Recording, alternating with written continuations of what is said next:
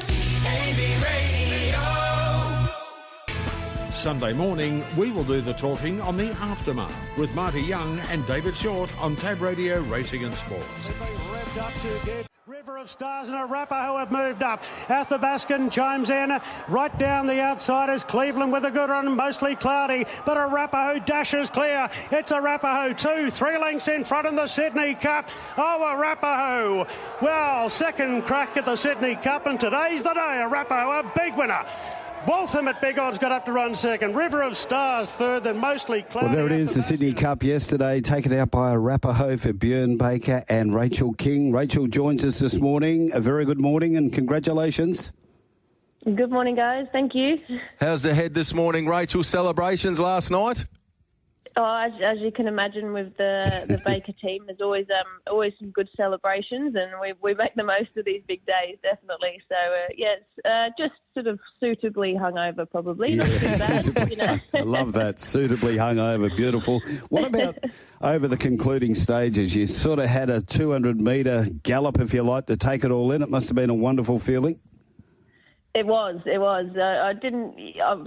I was confident, but I also didn't want to be too confident because it is a 2-mile race, and at the end of the day, I didn't know if, something might have been sort of coming from back and coming to run us down. But geez, the way he accelerated, it did definitely give me a chance to probably enjoy it more so than I have probably other Group 1s.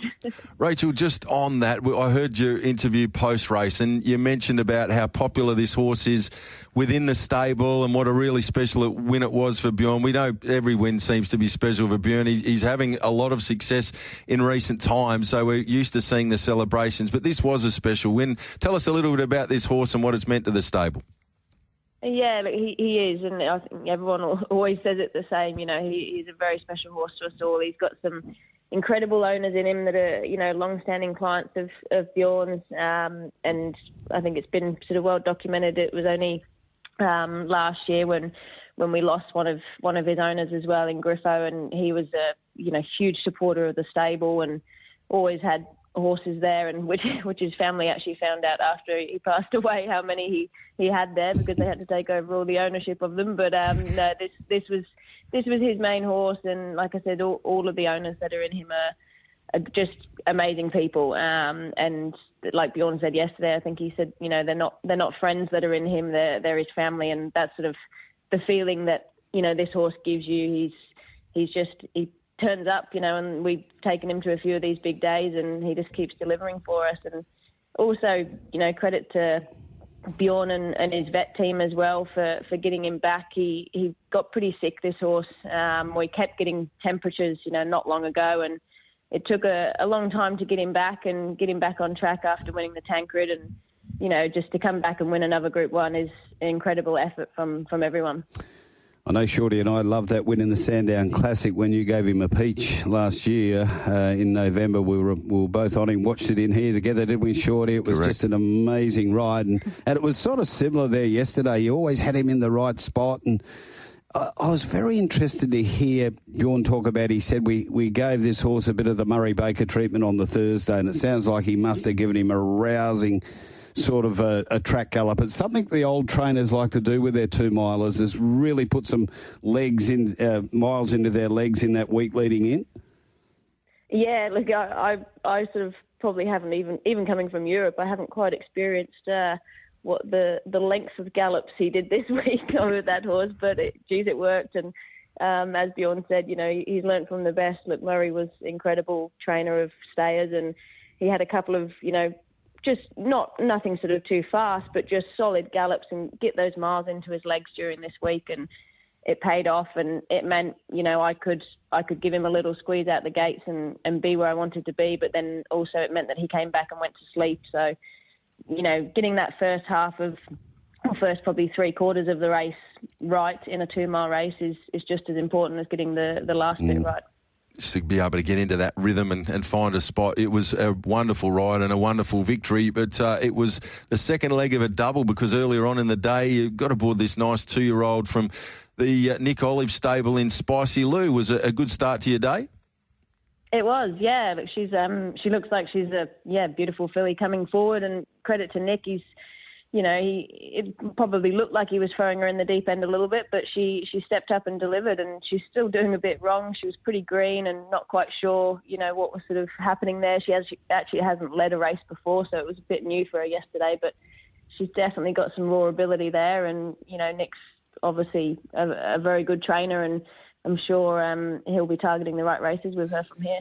And yourself, Rachel, it's been amazing, hasn't it, the last few years? You're now a globe-trotting jockey all around the world. You're riding at the big carnivals these days. I think we're past the pinch yourself moment. You're ensconced there in probably the best racing, I'd say the best group of jockeys in the world that ride regularly in Sydney, and you're up there with the best of them.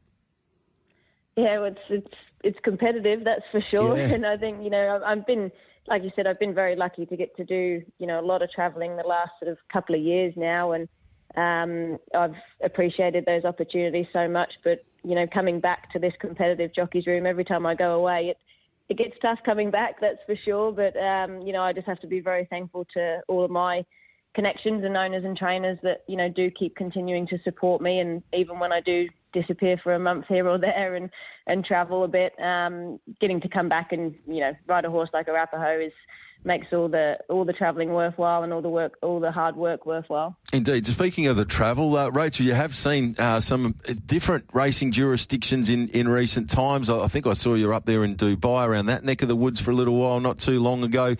Tell us a little bit about how challenging it is being a jockey when you're travelling to these different places, and I guess having to do it out of a hotel room or something along those lines, and still maintaining a really strict diet and being able to get around to the different facilities and the like. How challenging is it for a jock when you are travelling on the road like that? Yeah, it definitely is. It's challenging, but it's for me, it's a challenge I enjoy.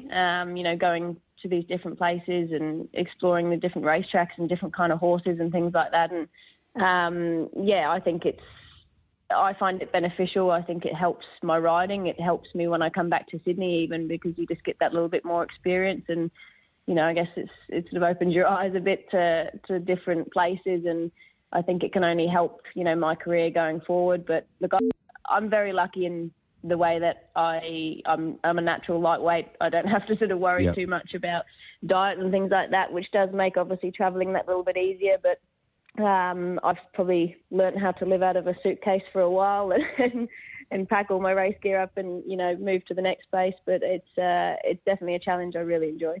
Just back to Arapaho, so Melbourne Cup. I think we have to, don't we? Yeah, of course. Track record yesterday. Why not?